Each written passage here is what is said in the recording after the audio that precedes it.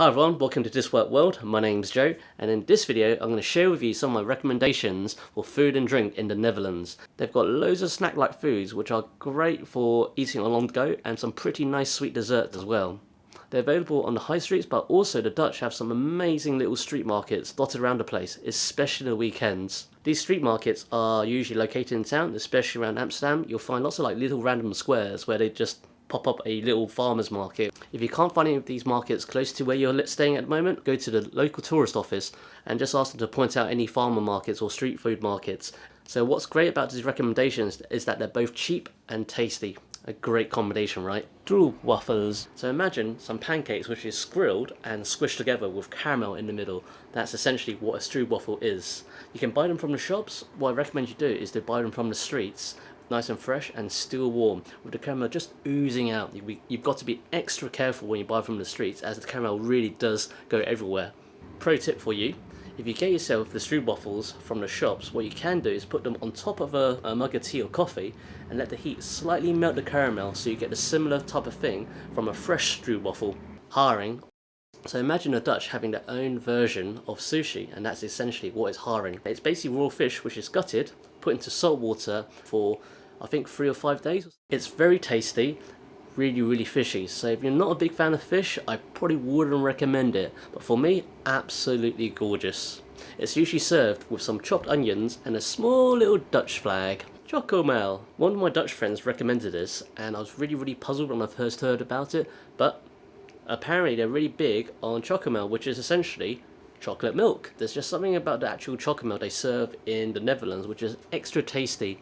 I do think there's some extra special, stuff inside.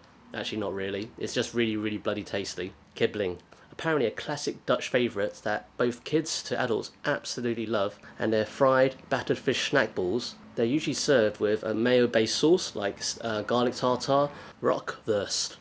So like most of Europe, the Dutch have their own version of the classic sausage. It's generally smoked pork sausage with spices and salt. And well, is it really that special? Well, not really, but it's actually quite tasty. Fast food vending machines. I love these things. It's basically like a coin-operated vending machine where you put a little coin in, you open a compartment, and you have yourself a nice little snack. The vending machines kind of remind me of the ones in Japan, and they usually have burgers, croquettes, and chips. They're a great little stopping place if you've had one too many Heinekens, or if you're getting the munchies from something else. Bitterballen. So bitterballens are little mini ball croquettes. There's usually lots of different types and served in this as a selection. They're great with dipping sauces as well. Surinamese food. So one of my most interesting discoveries was Suriname and the Surinamese food, because of the influences from both Africa, Asia and Europe. Suriname is actually a country north of Brazil. It was an old Dutch colony until the 1970s. And there's a bit of a large migration to the Netherlands, and they brought along with them their food and culture.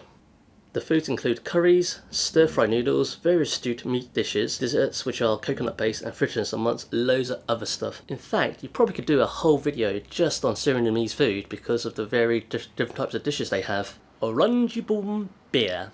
So I had to include at least one beer, and apparently this was voted one of the #1 draft beers in the whole world in some kind of industry food competition. I just wish they actually had a brewery in Amsterdam. It would definitely beat Heineken.